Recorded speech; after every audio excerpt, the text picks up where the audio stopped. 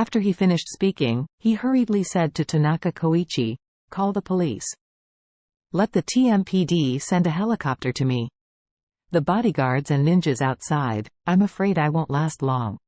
Hiroshi Tanaka saw that the 6 ninjas had already rushed up, quickly took out his mobile phone and called the TMPD to report to the police.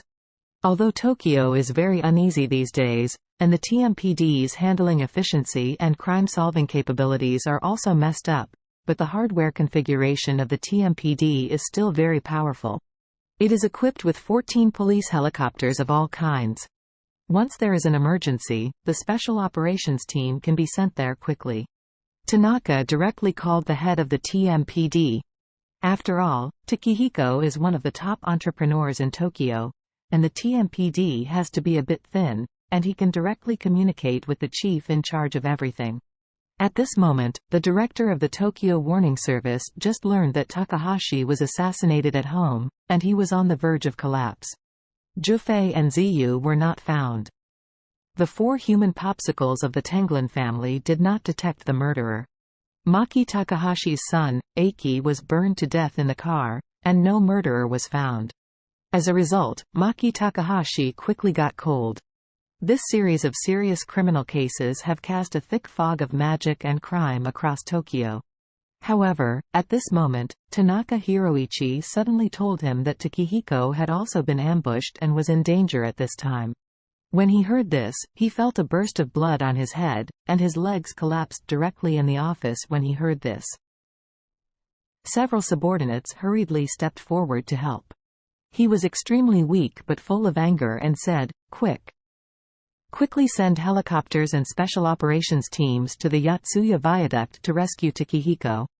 Today Tokyo says nothing can be dead anymore. It stands to reason that a fully armed modern special operations team has no gap with special forces in terms of equipment or combat effectiveness. This kind of special police, single-handedly against a ninja, may not have any advantage in front of the ninja's weird body techniques and hidden weapons. However, after dozens of individuals have formed firepower, formation, and complementary advantages, the ninja's advantage will disappear. However, the biggest problem now is that the near thirst cannot be quenched by far. It takes at least 5 minutes for the special operations team to assemble, several minutes for boarding the helicopter, and several minutes for the plane to take off and arrive quickly. Together, it takes at least 10 minutes.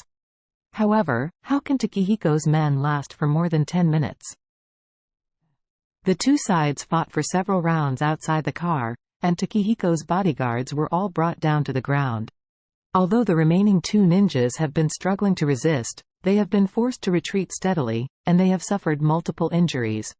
Looking at this form, it is estimated that in another minute, they will basically be unable to resist it. At that time, the opponent will directly take the head of Takehiko.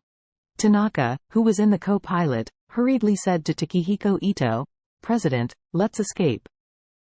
If you don't run away, there will be no chance." Escape?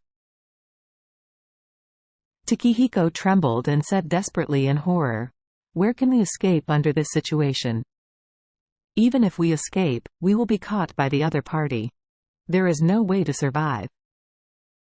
After that, Takehiko's expression dimmed, and he murmured, "Tanaka, you and I are getting killed here today." At this time, Takehiko had already decided that he was bound to death. The rescuer will not be able to make it for a while, his own people can no longer survive, and the other ninja may be killed by the sword at any time. The remaining driver and Tanaka have no actual combat effectiveness. Like him, they will be cut and killed by the opponent in a matter of seconds. At this moment, he really wanted to call his daughter who is far away in Kyoto. Kyoto is a few hundred kilometers away, and his daughter must not know that he is in deep trouble. Call her quickly, and maybe hear her voice before he is dead. This is also a bit of comfort before death. However, just as he took out his cell phone and was about to call Nanako, Hiroshi Tanaka blurted out, "President. It's really too late if we don't run." Takehiko sighed. "I already told you just now, we have already pierced our wings and we have nowhere to escape." Having said that, he gritted his teeth and cursed, "It must be the beast Takahashi. That scum. Bastard." He used such insidious means to deal with me. Hiroshi Tanaka quickly pointed out the window and blurted out, "Mr. President, don't scold Takahashi for now. If we run to both ends of the viaduct, we will definitely die. But, we can still jump from here." After that, he pointed to the guardrail outside the car and said excitedly, "Mr. President, when we push the car door, it will be the guardrail. If we turn over, we can jump off." Takehiko Ito paled in fright, and blurted out, "Are you crazy? This viaduct is more than 10 meters high. Won't we just fall to death if we jump down?" Hiroshi Tanaka said solemnly, "I can bet, from this height we may not necessarily die. As long as you don't let your body face down, or face and abdomen face down, you still have a chance to jump down, but if you don't jump, you will have no chance. Nothing." Takehiko Ito swallowed his saliva. "Jump down, immortal and crippled, it is impossible to escape their pursuit." Hiroshi Tanaka said seriously, "This place is so high, those ninjas must not dare to jump around. Even if they are stronger, their bodies are long, and they will be disabled if they jump. They are the same. If they don't dare to jump, then you have to drive down the viaduct. The two ends of the viaduct are still far away. When they get around, the Special Operations Team of the TMPD should be there.